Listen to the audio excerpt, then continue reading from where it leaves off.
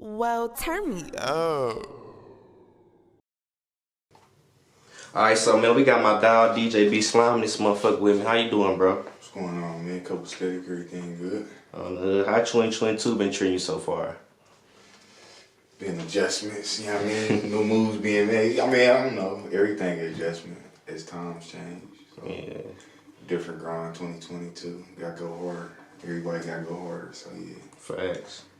Alright, so let's jump straight into it, man. What inspired you to start DJing? When I was a kid, I'm over on Arlington, my grandma's crib. Like, she used to have like, used to always have like family events in the bar room and everything. We had a record player, everything. My cousins and them used to watch Juice and little hip hop movies back in the day. Yeah. And this shit, I always said that was what I was gonna do when I got some change for myself. So you feel like your grandma inspired you to start DJing? That's where it started from? No, my big cousins used to always watch like Juice and all the movies with DJs in it when I was a kid. My grandma, yeah, because she kept everybody over there, but just my family, really. Alright, so how long you say you've been taking it serious now? Shit, my first paid gig probably about 18. I'm 33, so long time. I've been DJing about my first paid gig was 15 years ago. Yeah. That's what's up. Been putting in that grind, man. Yeah, man. Alright, so where did your name come from? My DJ name used to be DJB Odell probably for a few years, like, cause I used to hoop and everybody used to like my last name Odell. That's weird, so everybody knew me from that.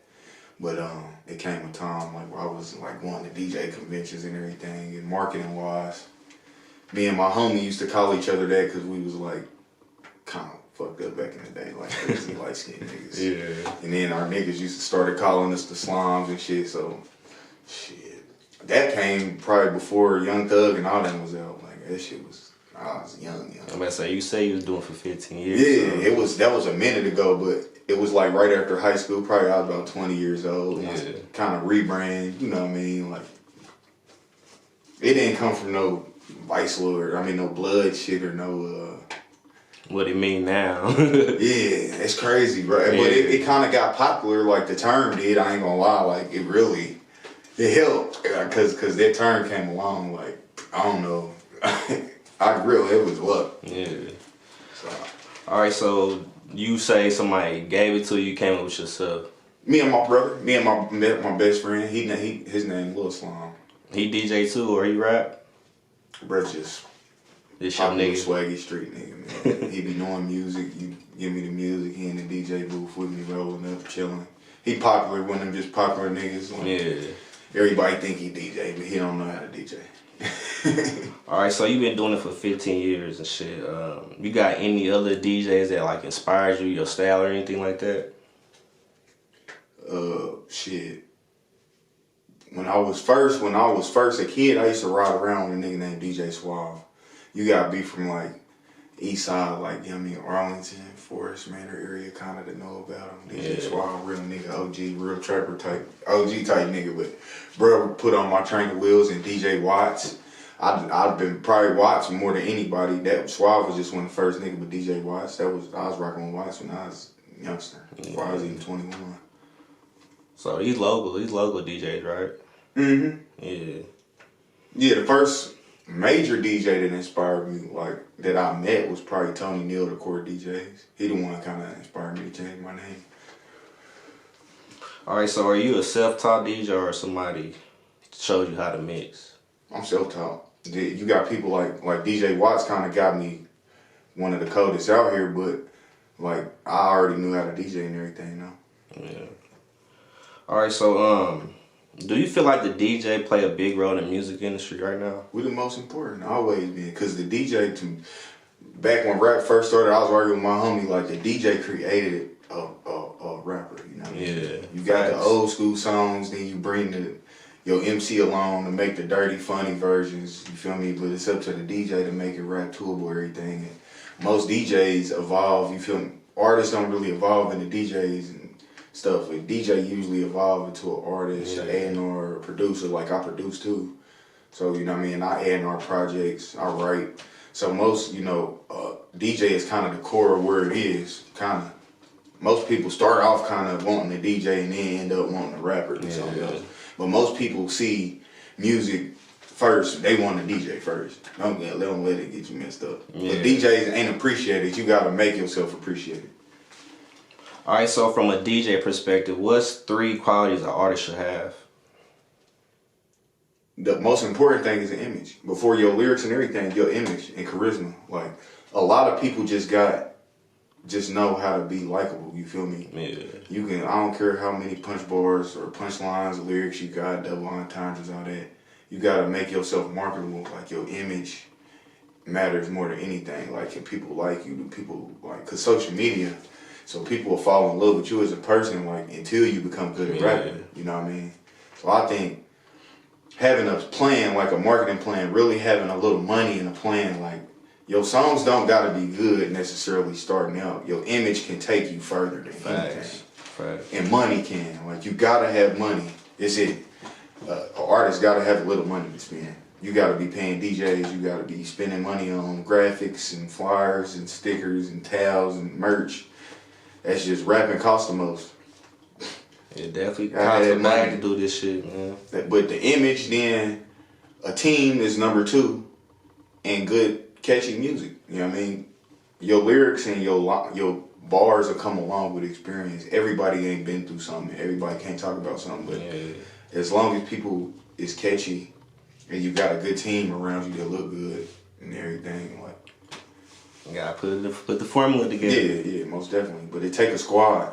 It definitely do.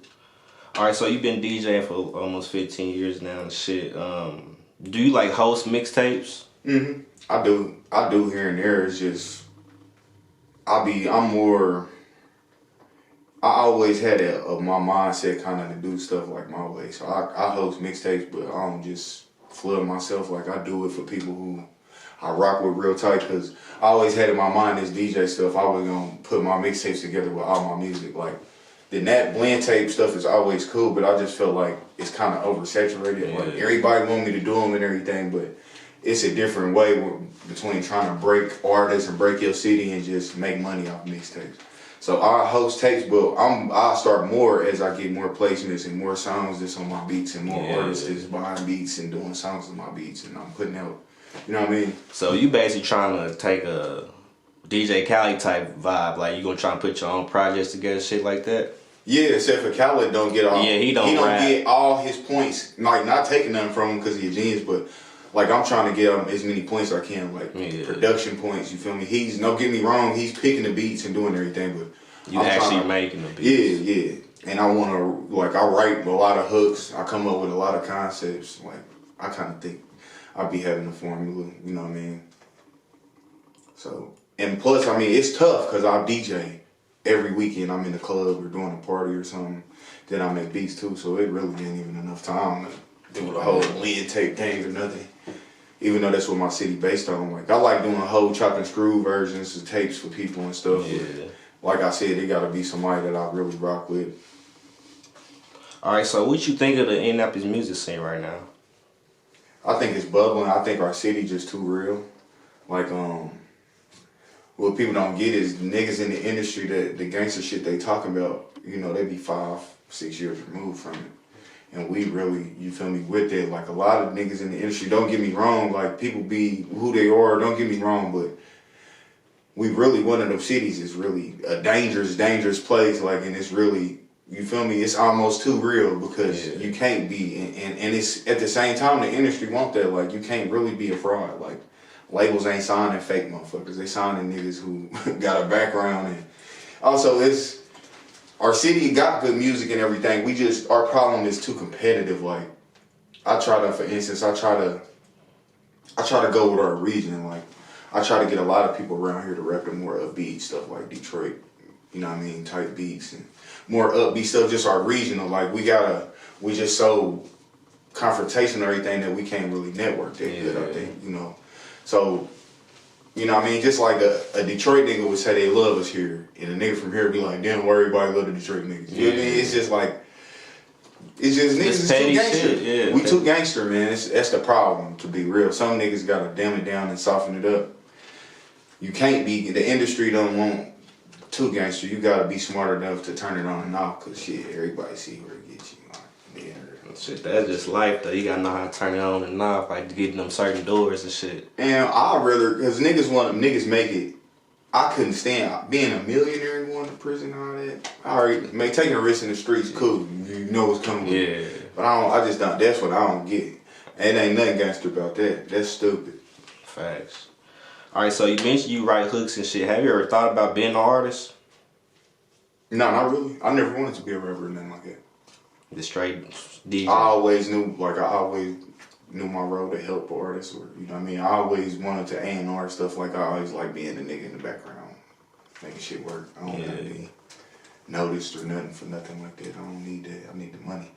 Hey, I feel the same way. That's why I'm behind the camera. You know what I mean? I don't need all the shine, all the, you know what I mean. I don't need it. All right. So what made you start producing? What made me start producing was I want beats to be like, cause you know our blend tapes, everybody uses the same kind of instrumental, so I wanted to like just have my own beats for the blend tapes, and then let a couple people hear some about 4 years ago, and they was liking them, then I sold one, and then it was just like, shit, now I'm a producer, now I'm producing on the iPad, now I'm on the MacBook, now I got a whole studio with 4, 5 screens, speakers everywhere, now I'm 20 bands in, now you doing it, you feel me? So how long you say you been producing for? About 4 years? 5 years, about 5 years. 5 years? Yeah. All right, so do you feel like mixtapes play a good role in the streaming era? Like, cause it's different from when we was coming up. Like whatever you define as a mixtape, cause people put out songs and they be albums with, you don't know if it's an album or a mixtape unless they call it. So it's like, it ain't like back in the day, like when Gucci dropped the Wood Chamberlain 2, everybody rushed to Naptown Music or Midwest Music, or, you know what I mean, Magnificence or wherever to get the mix. You can just get on the internet, so it's just as long as it's accessible.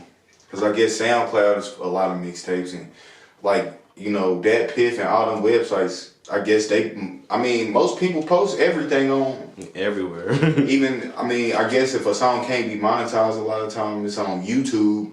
A lot of mixtape music's on YouTube, but people be posting mixtapes on iTunes. So, however you get your music out, however you do it.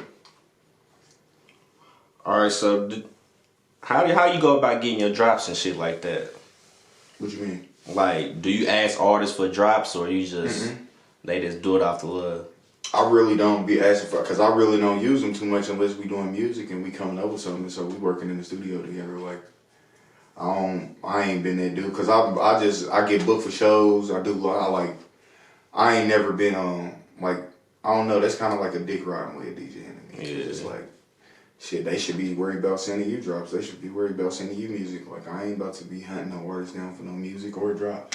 If you want your music spun, that's your job to, you feel me? You know my name. Ask me a drop. Because at the end of the day, I'm the one putting the music out if that's the case. So I'm not about to go find it. I'm not about to be hitting your line asking for no drops or nothing like that. Now, if you send it, I might put it in rotation with my live set, stun your drop with the name on there and the song, but I ain't asking nobody for nothing, really. Facts. All right, so what type of events you normally do, like clubs or whatever? Clubs and concerts. That's what's up. You do like private parties like that, anything like that? Mm-hmm. After hours. A lot of Saturdays, I'm 4 gigs a night. Sometimes I do the after hours. Dice game if the money right, you know. Our money good, man. You know, this is a city that respect the DJ though, so like people gonna have an event, they gonna book them a DJ, and they gonna book their favorite DJ, and they gonna spend their money. If you stand on your price and you bring a quality product, you can get what you want. Facts. All right, so what advice would you give your younger self? Don't dick ride. Create your own path. Don't focus on like a wave or nothing. Like try to create your own lane. Well, which I did, but I would have did earlier. You know what I mean? But just focus on your craft more than a lot of DJs. Younger DJs, they care more about being popular than money. They care more about looking cool. Yeah. You know what I mean? I had an argument with a nigga who wanted to take a picture with a mic while it's fucking 2 o'clock and I'm trying to rock the club. You know what I mean? Like I'm just focused on the goal. Yeah. It's getting paid to have fun. You could be behind the desk right now getting yelled at by a Caucasian. You feel me? Or be slaving with a sledgehammer somewhere. But right now, you paid to make people have fun. You got one job, so just do that. Facts. All right, so the next segment is called Either Or. I'm gonna pick 2 artists, and you pick which artist fits like what you rocking with. All right. All right, so Wayne or Kendrick? Wayne. Facts. Gucci or Gotti? Gucci. WAP? Yes, sir. Trap God, man. That's my godfather. Boosie or Webby? Webby. You a Webby? Webby, man. Hey. Go with the Savage. That's why I don't know what it. The Savage always, ever since I was younger, you feel me? It's always been like something about Webby. Like I like Boosie. He's silly with it, but Webby just more just ignorant and fly. Just you feel? He come in like he ain't. Boosie was sometimes too gangster. Like Webby he gonna come with the gangster shit, the shit for the hoes. He gonna say the stupid ignorant shit, the pimp shit. That's Sweet Jones Jr. Man. You feel me? Boosie ain't Sweet Jones Jr. It's Webby who's Sweet Jones Jr. So it's like, that's just me. And it ain't taking nothing from him because Boosie a goat. But it's Webby to me, man. He just always seemed more authentic and transparent, man. The Baby or Lil Baby? A Lil Baby. Lil Baby signed, man. He got DJ Champs. I'm here DJing with him. I gotta go with a nigga to put the CD on. And Lil Baby really be making the heat hard. Not to take nothing from the Baby, but Lil Baby probably the shit. Who can you say harder than him right now? Hey, he do got the game on lock right now. Roddy Ricch or NBA Youngboy? NBA. NBA vibes. Yeah, man. We was gonna say Dirk at NBA, but we ain't gonna go into that because we ain't on that right now. I'm gonna go with Dirk just because I don't like the NBA that much. I just don't like Roddy Ricch that much. Yeah. So if it was Dirk NBA NBA, Youngboy for the young niggas, like it's only so much I can take from that. Like I gotta like him for the club and shit, but I rarely ride around and listen to NBA Youngboy or Roddy Ricch. But it's gonna be hella NBA in the club when I'm DJing. gotta play what they like. Yeah, but Dirk shit, I'm gonna ride around and some, you know what I mean, signs to the streets too, all that old shit. It's just Dirk closer to my age and shit too, you know. Yeah. All right, so man, what you got planned next for us? Shit, this week I'm Thursday, Calicuta, Friday. I don't know. I'm somewhere Friday. Saturday I got the DjBSlime concert.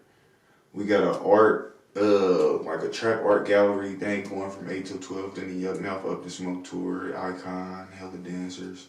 Sundays we at Tiki Bob's. No Days Off. That's what I'm working with, Ted Hardy. Anytime you see No Days Off or Ted Hardy or something going on, I'm either DJing or supporting. All right, so leave the people where they can follow you at and shit, book you. Instagram, DjBSlime, no spaces. I got beats on Instagram, booking information, my phone number even on there. Snapchat on there. If you just type in DjBSlime, I'll probably pop up on any social media, anything. You can holler at No Days Off, Ted Hardy. I'm a part of Out the Pot podcast. You can holler at them. You know what I mean? Stop Beefing Radio. Mike Trees, one of the people that manage me. Yeah, I think that's where I met you, baby. Yeah, so it's a bunch of outlets, man. I just stay, you know what I mean? I'm always busy, and now a lot of times I'm tagged on a flyer or something. I'm a real accessible person. I ain't never gonna have no business card or nothing. I'm always gonna have a phone number. I don't like business cards. Put my number in your phone, you're not gonna lose that. Well, turn me up.